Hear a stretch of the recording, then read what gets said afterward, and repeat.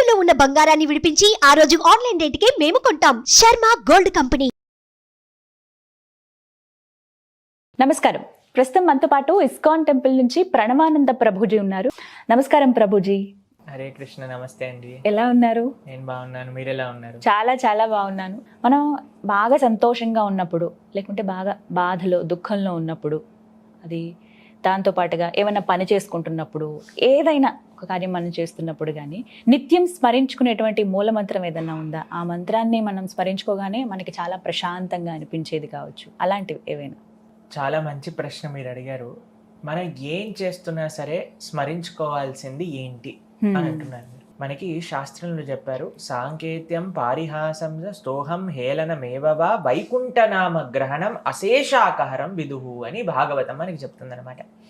ఏం చేసినా, ఎక్కడున్నా, ఏ పరిస్థితిలో ఉన్నా సరే మనం భగవంతుడి యొక్క నామాన్ని నిరంతరము కూడా స్మరించుకోవచ్చు అని చెప్తుంది మన శాస్త్రం. ఎలాంటి పరిస్థితుల్లోనైనా, ఎటువంటి పరిస్థితుల్లోనే ఉన్నా సరే. మనకి ఒక ఉదాహరణ చెప్తాను. మనకి ఈ స్టోరీ మీరు వినే ఉంటారు. రామదాసుని ఇక్కడ మన గోల్కొండ ఫోర్ట్ లో జైల్లో పెట్టేస్తారు. పెట్టేసి ఆయనకి ఇలా ఉప్పుతో చేసిన చపాతీలు ఇస్తూ ఉంటారు.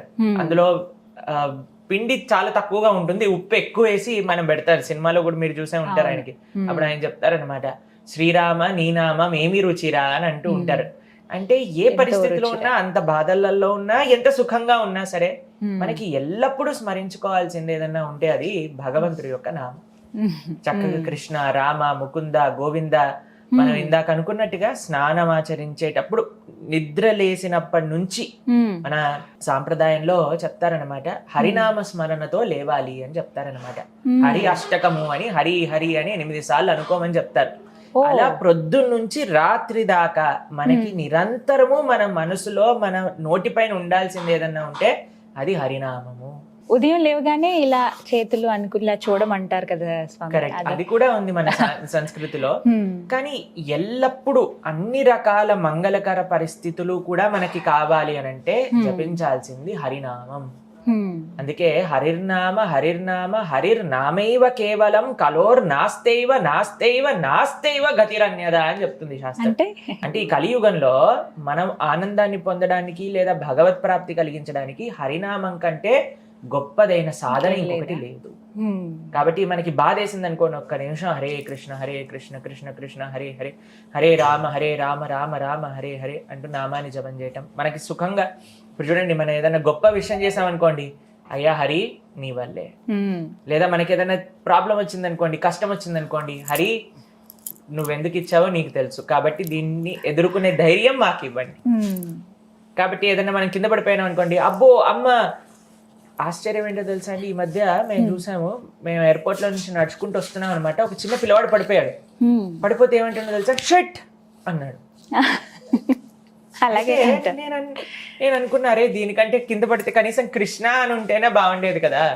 ఇప్పుడు మనం ఏం చూస్తున్నామో, ఏం వింటున్నామో అదే మన మనసులోకి వస్తూ ఉంటుంది. మీరు చూసారనుకోండి, దాన్ని ఒకసారి మా ఫ్రెండ్ ఒక ఆయన ఉండేవాడు అనమాట. చిన్నప్పటి నుంచి నాకు తెలుసు ఆయన. అయితే సడన్ గా నన్ను పిలుస్తూ ఏ మామా అని అన్నాడు. నేను అన్న ఏంటి ఈ రోజు ఇలా అంటున్నారు అని అంటే, ఎవరో అంటుంటే పికప్ చేసేసాడు అనమాట ఆ వర్డ్. లేదా కొన్ని రోజుల తర్వాత మామ వదిలేసి గురు అనటం ప్రారంభం చేశాడు. ఎందుకు అని అంటే, ఏది ట్రెండ్ అవుతుందో, ఏది సినిమాలో చూస్తున్నామో అలా పిలుస్తూ ఉంటారన్నమాట. కానీ అదే మనకి భగవంతుడి యొక్క నామం అలవాటు అవుతే, మనకి అజామిలుడు అని భాగవతంలో ఒక వృత్తాంతం వస్తుంది.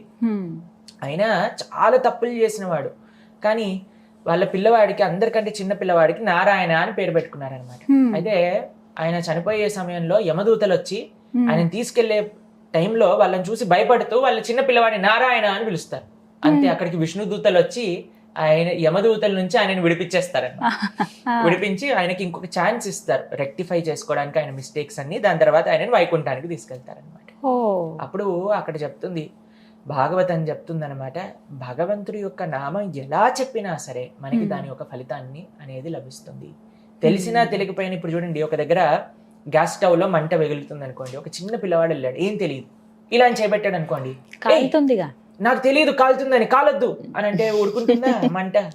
కాబట్టి తెలిసినా తెలియకపోయినా మనం భగవంతుడి యొక్క నామం చెప్తే దాని యొక్క ఫలితం అనేది వస్తుంది. కానీ మనస్సుతో చెప్తే, శ్రద్ధతో ఇది ముఖ్యం. మన కాన్సన్ట్రేషన్ పెట్టి చెప్తే ఇంకెంత ఫలితాన్ని ఇస్తుంది. అందుకే కిం పునః శ్రద్ధయాన్వితం అని అంటుంది అనమాట. కాబట్టి తెలిసినా తెలియకపోయినా ఎలా ఉన్నా ఏ పరిస్థితిలో ఉన్నా సరే, మనకి ద్రౌపదీదేవి తెలుసు, మహాభారతంలో మనకి ఆ కౌరవుల సభలోకి ఈడ్చుకొని తీసుకొస్తారు ద్రౌపదీదేవి.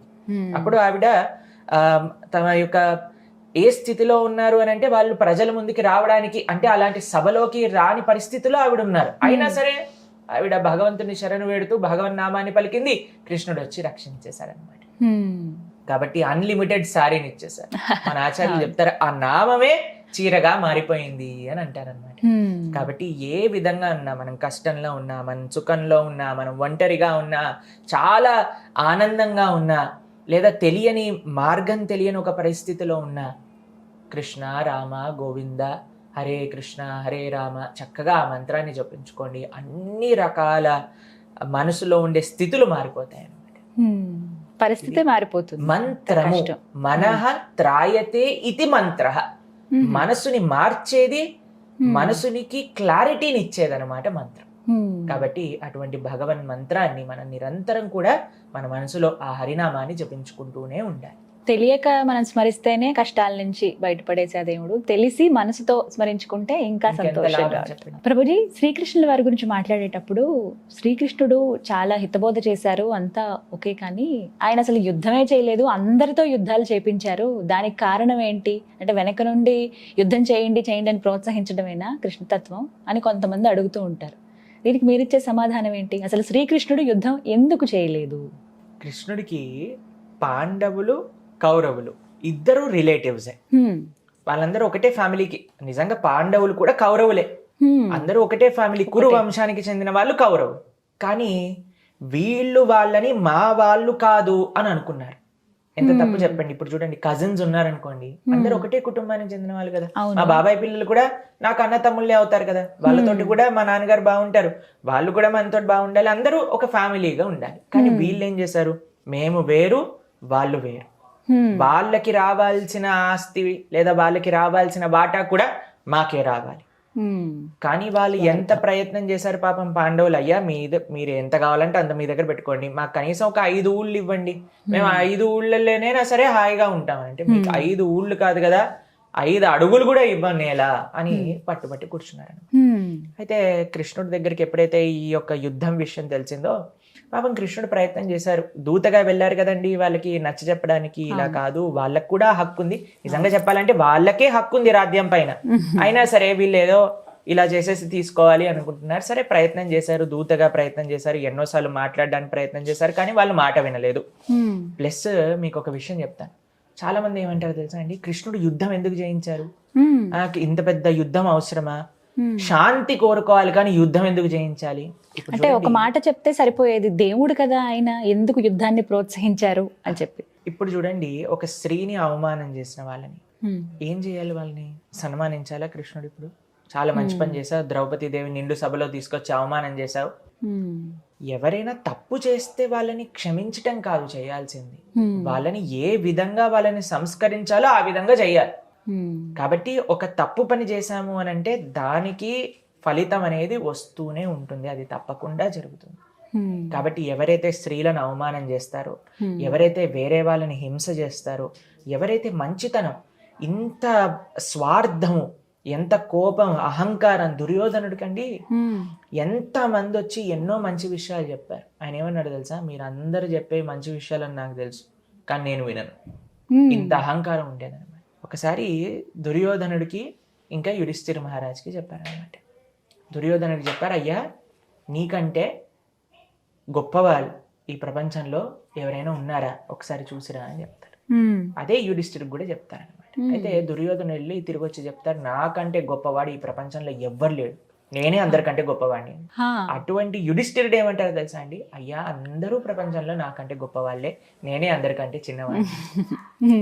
ఇంత వినయం ఇటువైపు ఉంది, ధర్మం ఇటువైపు ఉంది, సంస్కారం ఇటువైపు ఉంది. కాబట్టి అటువైపు కృష్ణుడు నించున్నాడు. కానీ ఒక విధంగా చూస్తే ఇద్దరు రిలేటివ్సే కాబట్టి కృష్ణుడు అనుకున్నాడు, ఆయన కూడా చాయిస్ ఉంటుంది కదండి, ఆయన అనుకున్నాడు నేను యుద్ధం చెయ్యను అని అంటే అస్త్రాన్ని పట్టను, కానీ నేను కావాల్సిన కౌన్సిలింగ్ నేను ఇవ్వగలుగుతా ఎవరైనా నన్ను అడిగితే. తర్వాత నా సైన్యం యుద్ధం చేస్తుంది అని ఆయన ఆప్షన్ ఇచ్చారు. నేనైతే యుద్ధం చెయ్యను, ఉత్తిగా కూర్చుంటా, నేను కావాలా, నా నారాయణి సైన్యం కావాలా అనగానే దుర్యోధన అనుకున్నాడు, ఈ అస్త్రం పట్టణ ఆయన నేనేం చేసుకుంటా. కాబట్టి మనసులో కంగారు ఉండేదన్నమాట దుర్యోధనుడికి, ఎక్కడ అర్జునుడు నారాయణి సైన్యాన్ని అడిగేస్తారేమో అని. కానీ ఆయన మాత్రం అడగలేదు. ఆయన మాత్రం నా కృష్ణుడు కావాలి అని అన్నాడు.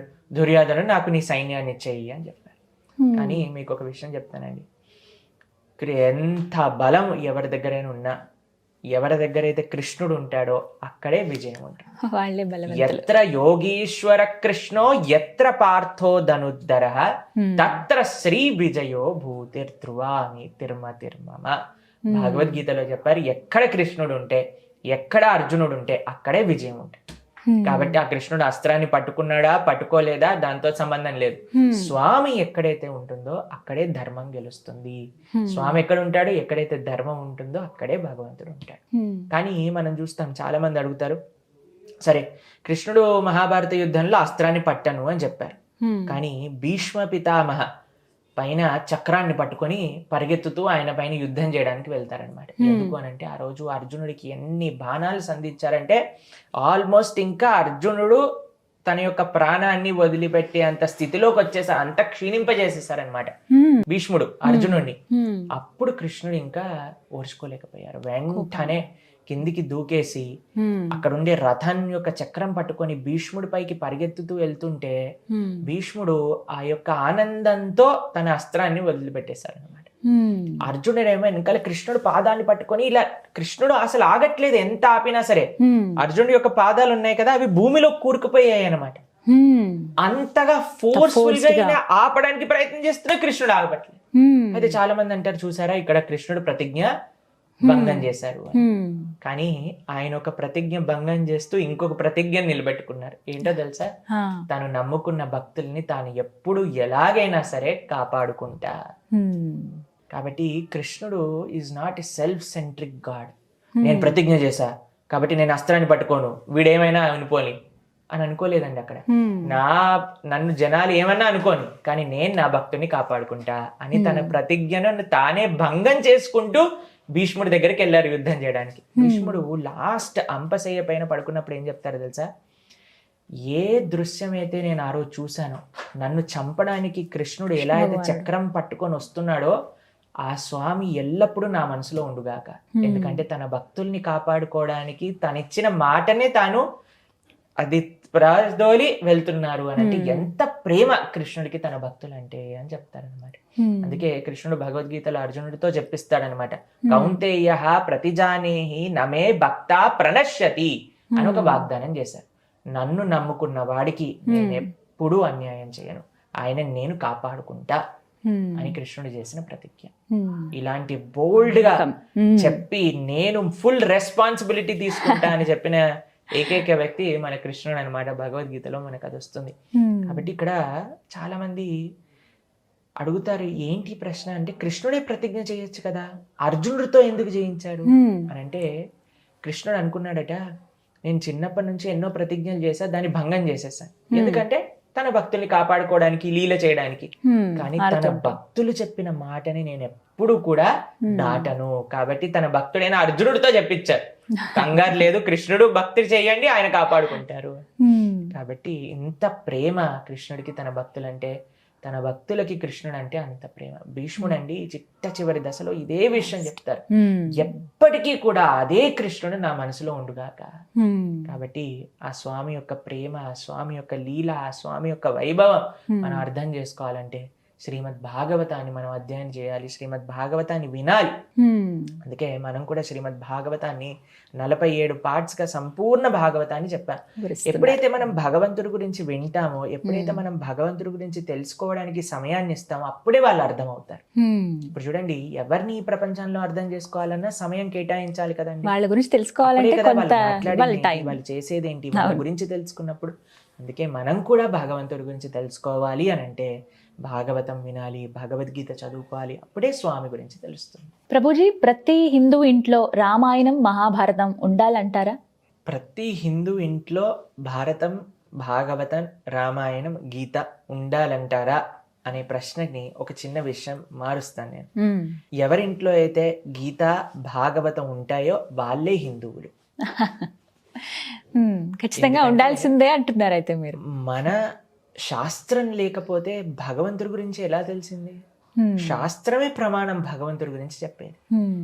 యస్మాత్ శాస్త్రం ప్రమాణంతే కార్యాకార్య వ్యవస్థితం ధర్మస్తు సాక్షాత్ భగవత్ ప్రణీతం సనాతన ధర్మం. ఎవరు స్థాపన చేసింది? సాక్షాత్తుగా భగవంతుడు స్థాపన చేసింది. ఆ ధర్మం గురించి మనకి ఎలా తెలుస్తుంది? గీత, భాగవత, రామాయణాదుల నుంచి తెలుస్తుంది.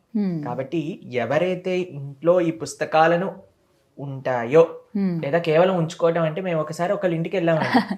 అయితే వాళ్ళకి మేము ఒకసారి వెళ్ళినప్పుడు ఒక గీతా పుస్తకాన్ని ఇచ్చామన్నమాట గిఫ్ట్ గా. అయితే ఒక సంవత్సరం తర్వాత వెళ్ళాక కూడా ఆ గీత అలానే ఉంది, కనీసం కవర్ కూడా తీయలేదన్నమాట.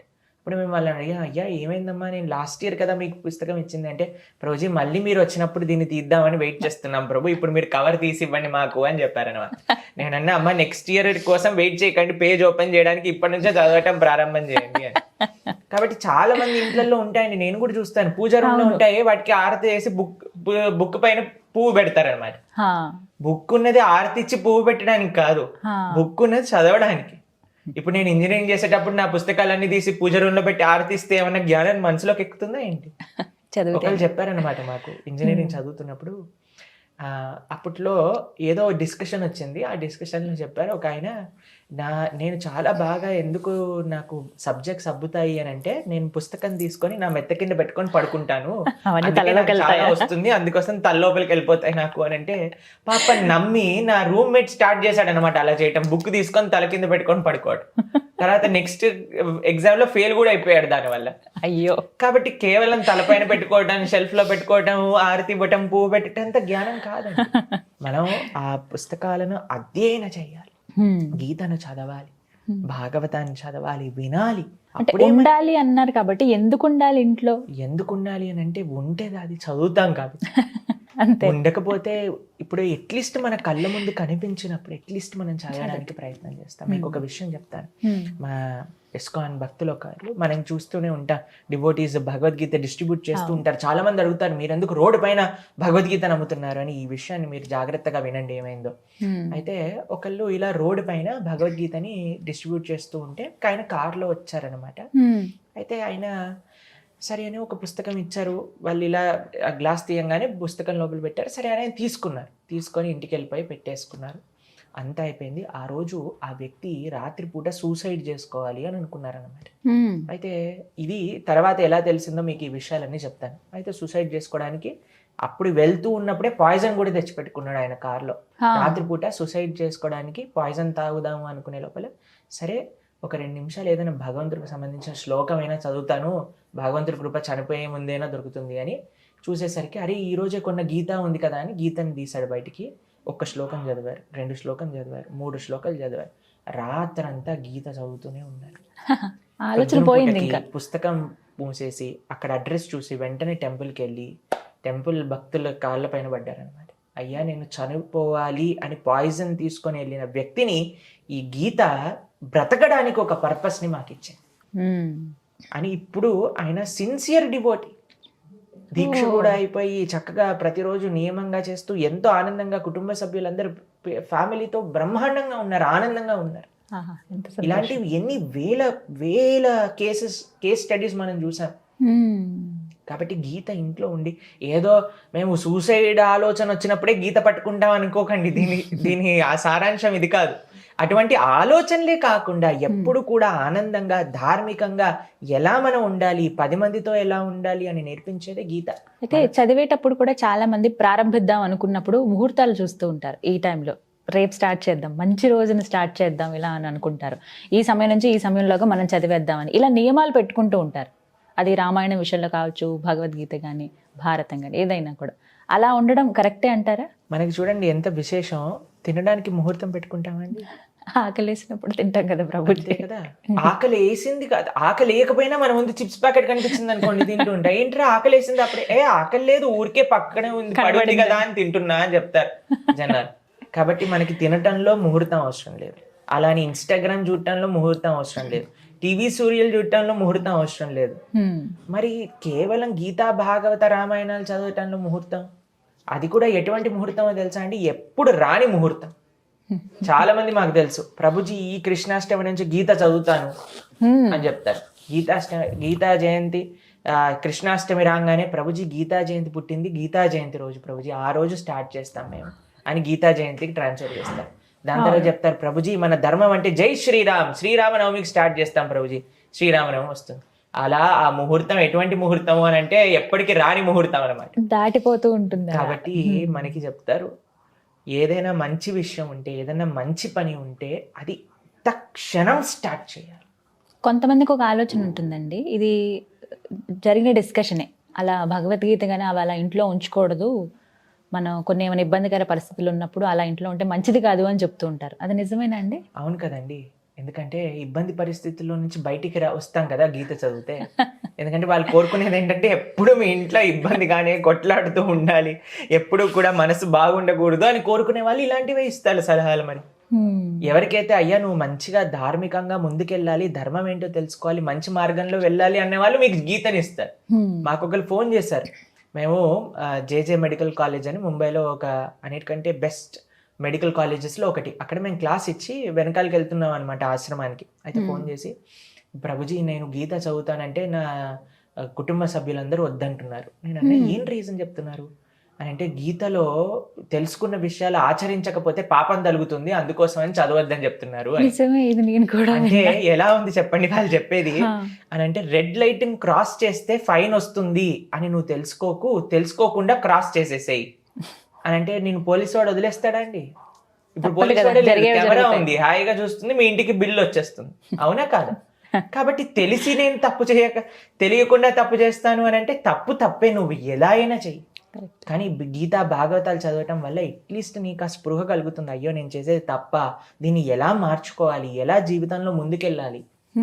కాబట్టి ఈ సమాజంలో ముఖ్యంగా మన హిందూ సమాజంలో ఏమైపోయింది అని అంటే, ఎవ్వరు మంచి చేయాలని ముందుకెళ్తున్నా సరే వాళ్ళని ఎలా ఆపాలి.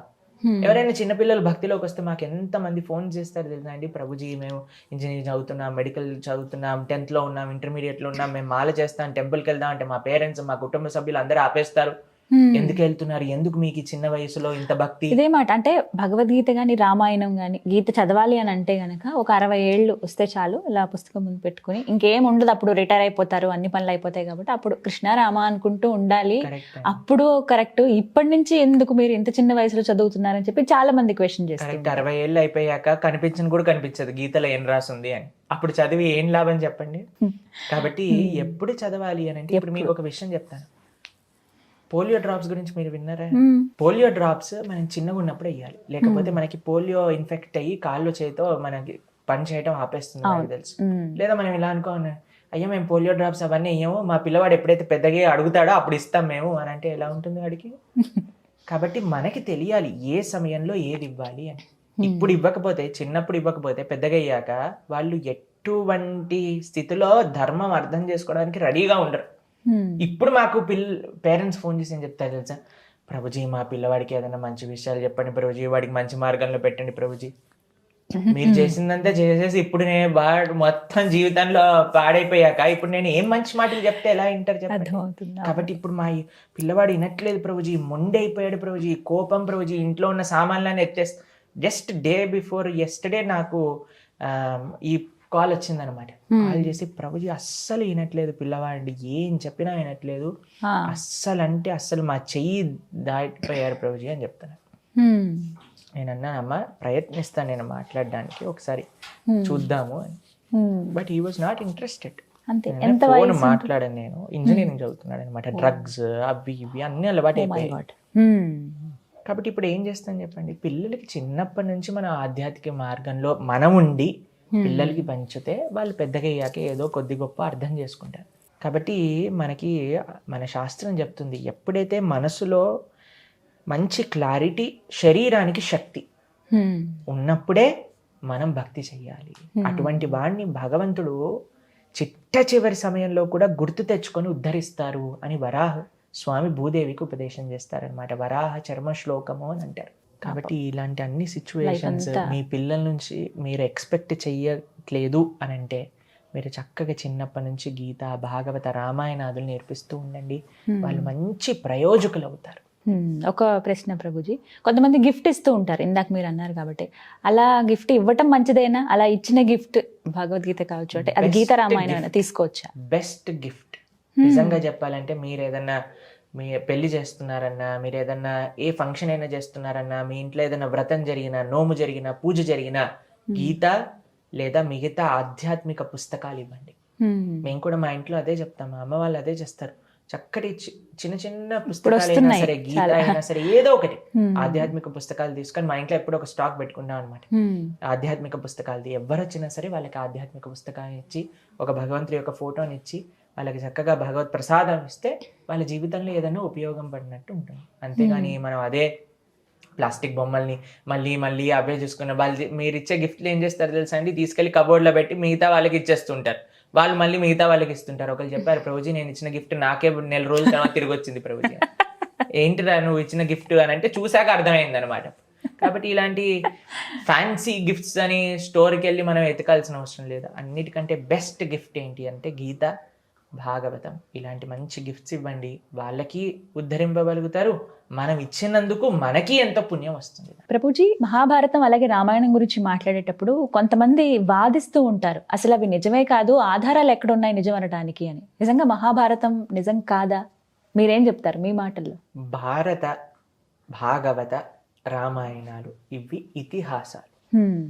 రామాయణం ఇతిహాసం, భారతం ఇతిహాసం. ఇతిహాసము అని అంటే ఇది ఇట్లాగే జరిగినది, ఎలా అయితే ఆ పుస్తకాల్లో ఉన్నాయో అలానే జరిగింది. దాంట్లో డౌటే అవసరం లేదు. ఎందుకంటే ఇప్పుడు చూడండి, రాముడు అయోధ్యలో అవతరించారు. ప్రామాణికంతో అయోధ్య మందిరం కడుతున్నారు కదా, జనవరిలో ఓపెనింగ్ కూడా అవుతుంది కదా. కాబట్టి దాని తర్వాత రాముడు ఎక్కడి నుంచి నది దాటారు, ఏ ప్రదేశంలో ఉన్నారు, చిత్రకూటంలో, నాసిక్లో, భద్రాచలంలో, మన దగ్గరే ఉంది కదండి. పర్ణశాల దగ్గరికి వెళ్తూ ఉంటారు కదా మనందరం కూడా. అక్కడ సీతమ్మ తల్లి ఆరేసుకున్న చీర, స్వామి ఆరేసుకున్న ఆ ధోతి, అవన్నీ కూడా మనం చూస్తూ ఉన్నాం. దాని తర్వాత అన్నిటికంటే గొప్ప పెద్ద అద్భుతమైన ప్రమాణం మన రామసేతు. రాముడు సాక్షాత్తుగా నిర్మించి వానరులందరితో కూడా అక్కడికి వెళ్ళిన ప్రదేశం కిష్కింద, హంపి క్షేత్రంలో మనం అవన్నీ చూస్తాం. ఎక్కడ రాముడు ఉన్నారు, ఎక్కడ తపస్సు చేసుకున్నారు, ఎక్కడ హనుమ అవతరించారు, అన్ని ఆధారాలు రామాయణం గురించి మనకు తెలుస్తూ ఉన్నాయి. దాంతో పాటు భారతం అనుకోండి, కురుక్షేత్ర యుద్ధం, కురుక్షేత్రం ఎక్కడ జరిగింది, హస్తినాపుర సామ్రాజ్యం ఎలా ఉంది. మేము ఒక డాక్యుమెంటరీని చూసాం అనమాట. అందులో మనకి యుద్ధంలో వాడే చక్రవ్యూహము, పద్మవ్యూహము, ఇవన్నీ కూడా ఏవైతే ఉన్నాయో వాటిని డ్రా చేసి వాళ్ళు డిస్కస్ చేస్తూ ఉండేవారు అనమాట కురుక్షేత్ర యుద్ధంలో. వాటికి సంబంధించిన ఆనవాళ్ళన్నీ కూడా మనకి కురుక్షేత్రంలో కనిపిస్తూ ఉంటాయి. తర్వాత కృష్ణుడు ఆ యొక్క గీతాన్ని ఉపదేశం చేసిన ఆ చెట్టు ఎక్కడైతే అది ఉందో అది కూడా ఇప్పటికి మనకి అక్కడ కనిపిస్తూ ఉంటుంది అనమాట.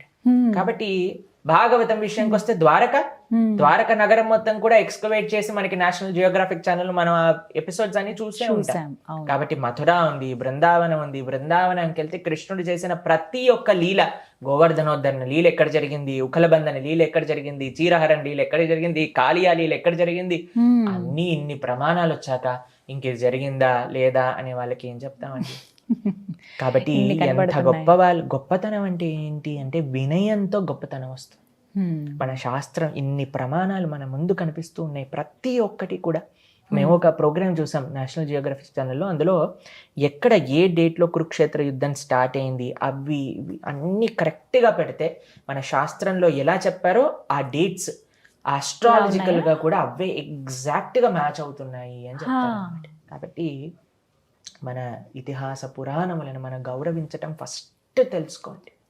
హిందువులుగా చాలా మంది మేము హిందువులు అని చెప్తూ శాస్త్రాన్ని నమ్మకుండా శాస్త్రాన్ని ప్రశ్నిస్తూ తిరుగుతూ ఉంటారు. ఆధారాలు లేవు వీటికి మాట్లాడుతూ ఉంటారు.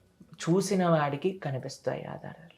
నేను చూడను అనుకొని, ఇప్పుడు చూడండి నేను చెప్తాం కదా, మనకి సామెత ఉంటుంది, గుర్రాన్ని నీటి వరకు తీసుకెళ్తారు కానీ నీళ్ళు తాగించలేము అని. కాబట్టి మనకి ఆ వినయం, ఆ భక్తి, ఆ భగవత్ కృప ఉంటే కనిపిస్తాయి. ప్రతి దగ్గర కూడా కృష్ణుడు కనిపిస్తాడు, రాముడు కనిపిస్తాడు. ఆ రామచంద్రమూర్తి చేసిన లీలలు, ఆ కృష్ణస్వామి యొక్క లీలలు భారతదేశంలో ఎక్కడెక్కడికి వెళ్ళినా సరే మనకు కనిపిస్తూ ఉంటాయి. భద్రాచలం మన దగ్గర ఉన్న ఒక అద్భుతమైన క్షేత్రం. అక్కడ చూస్తే ఎన్ని విషయాలు, అక్కడ రామాయణంలో జరిగిన ప్రతి ఒక్క విషయం ఆ పర్ణశాల దగ్గర మనం చూస్తూ ఉంటాం అనమాట. అంతెందుకండి, ఆ రాముడి వారి దగ్గర కూర్చుంటే, భద్రాచలంలో ఆ స్వామి ముందు కూర్చుంటే అసలు ఎంత అనుభవం. ఆ భద్ర మహర్షి యొక్క భక్తి, రామదాసు గారి యొక్క భక్తి. రామదాసుని రామలక్ష్మణులు ఇద్దరు వచ్చి విడిపించలేదా అండి చెరసాల నుంచి? కాబట్టి ఇక్కడ మనం హైదరాబాద్ లో కూర్చొని మాట్లాడుతున్నాం కాబట్టి ఇక్కడే కదా గోల్కొండ కిలో జరిగింది.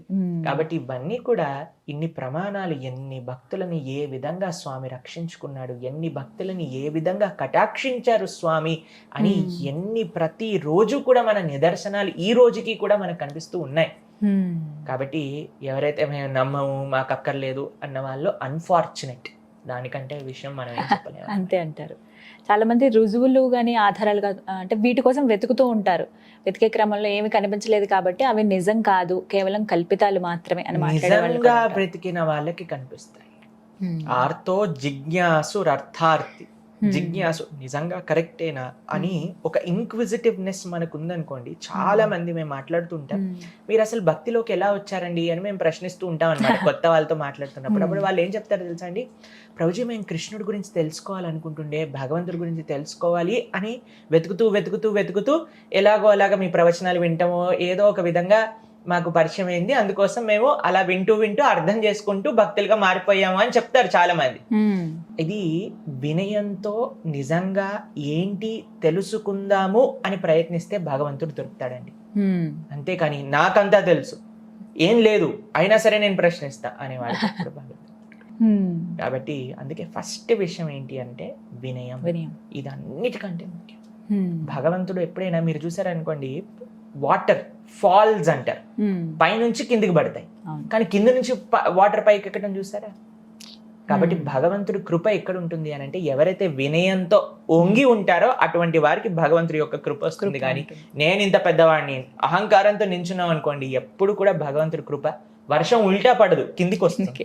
కాబట్టి ఆ కృప వర్షంతో సమానం అనమాట. ఆ వర్షం ఎవరైతే కింద ఉంటారో వాళ్ళపైన పడుతుంది. అందుకే అహంకారాన్ని పెట్టేయండి, నాకు మొత్తం తెలుసు, నేను అనుకున్నదే సత్యము అనే భావనను విడిచిపెట్టండి. ఫస్ట్ అది మన జీవితంలో ముఖ్యం. అది ఎప్పుడైతే విడిచిపెడతామో నెక్స్ట్ మనకి ఆధ్యాత్మిక మార్గంలో ఎటువంటి ఇబ్బందులు రావు.